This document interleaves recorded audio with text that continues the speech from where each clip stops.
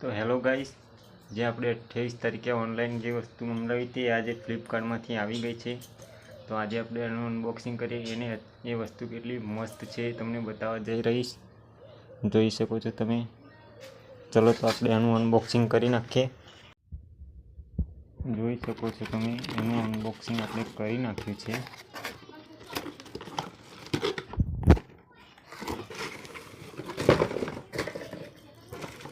એક ચાનો જગ છે, જેમાં આપણે ગરમ ચા રેડીએ તો ગરમ ને ગરમ જ રહે।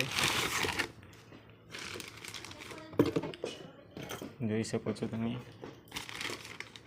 બહુ મસ્ત જગ છે ગાઈસ।